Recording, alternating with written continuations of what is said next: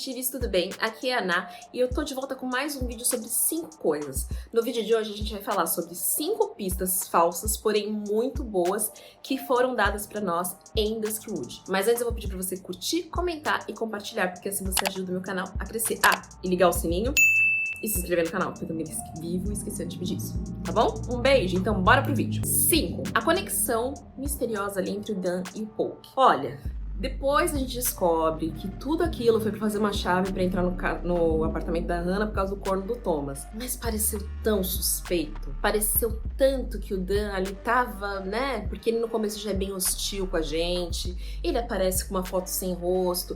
Então tudo isso deixou no ar uma suspeita de será que o Dan não tá envolvido? E essa pista foi muito bem colocada e muito bem trabalhada. Afinal, o fato dele ter ajudado o Thomas e ter mantido esse segredo, sabendo que isso poderia complicar ele com a polícia, faz total sentido e também faz com que a gente tenha ali, né, faz total sentido e fez também com que a gente acabasse suspeitando um pouquinho do envolvimento dele no sequestro da Hannah. Então essa pista falsa foi excelente. 4. O desafio da Casa da Floresta. O desafio da Casa da Floresta foi usado por 2 razões. Primeiro, pro Rich ter um álibi para acusar o Phil de ter pintado o corvo na garagem. Segundo, para confundir a nossa cabeça da época do incidente, porque todo mundo, admite, achou que os incidentes estavam ali ligados, mas as idades não batiam. Afinal, ele fala que ele era uma criança de 11 anos quando ele fez o desafio da Casa da Floresta e quase morreu de susto. E a gente sabe que a Hannah era ali um pouco mais adolescente, voltando, devia ter uns 16, 17 anos, quando houve o atropelamento da Jennifer. Ou seja, as idades ali não batiam, sendo que eles são todos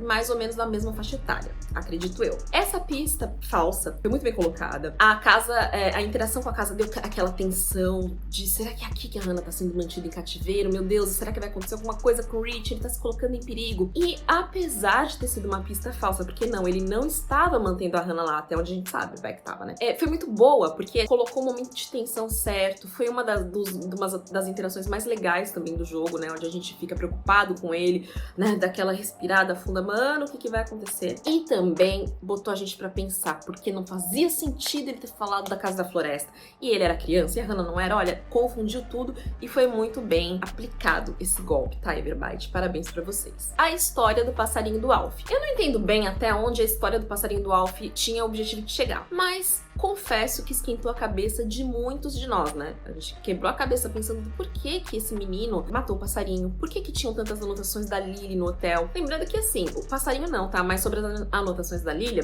um grande adendo aqui, pode ser que revelasse de certa forma que o Jake estivesse lá, tá? Mas essa pista não foi tanto sobre o sequestro da Hannah. Talvez fosse uma pista mais voltada para indicar ali para as notas da Lily, daquele hóspede reclamão, e que esse hóspede reclamão talvez fosse o Jake, mais por isso. Mas, em termos de levar pro sequestro, essa pista não nos levou a nada. Mas é uma pista que foi muito bem colocada no jogo e foi muito interessante e legal. E fica aí, né? Eu acho que realmente era o Jake que reclamou do cheiro, entre outras coisas por conta das anotações da Lily. Esse daqui é o fato número 2, tá, gente? Eu me esqueci de contar, mas o meu editor amado vai colocar os números, se Deus quiser, na tela. Então aqui, 2. O Phil ter fechado o Aurora 1 hora mais cedo. O Phil ter fechado o Aurora 1 hora mais cedo levou a gente a pensar que sim, ele poderia estar envolvido com o sequestro da Hannah, quando na verdade a justificativa era porque, enfim, com um perigo correndo solto pela cidade, não era interessante ficar aberto. Mas assim, não faria sentido ele abrir o Aurora, mas isso é conversa para outro vídeo. Mas as suspeitas, em geral, não somente do Aurora, mas colocarem a suspeita no Phil dele ter sequestrado a Hannah porque ele estava na lista de telefone dela, porque ele penhorou a pulseira, por ele estar fechando o bar mais cedo,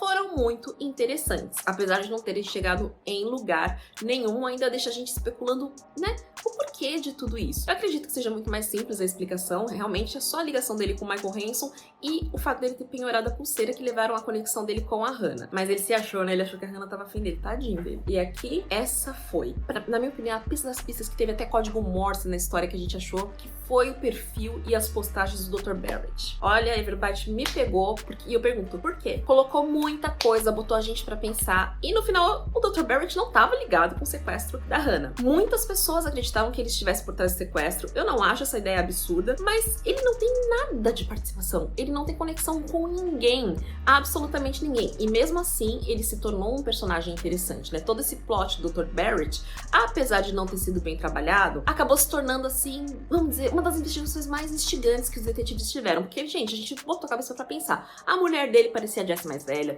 era a bússola, era isso, era a maçã, era a foto parecida com a da Cleo, era tanta coisa, tantas possibilidades passavam pela nossa cabeça, e foi muito legal. O mais legal de ter jogado Duskwood foi justamente isso, que a gente acabou teorizando sobre tantas coisas, interagindo, né, imergindo nessa experiência, e por mais que algumas não tenham tido respostas, ou de fato tenham levado a gente à conclusão, né, de quem tinha sequestrado a Hannah, não dá pra negar que foram muito bem pensadas e muito interessantes. Mas e vocês? Vocês se lembram de mais alguma pista falsa que a Everbyte colocou no jogo muito boa, mas que não nos levou à conclusão do caso? Se você lembrar, por favor, comenta aqui embaixo, porque você me ajuda muito, tá bom? Bom, o vídeo de hoje é esse. Eu espero que vocês tenham gostado e até uma próxima vez. Um beijo, detetives. Tchau, tchau.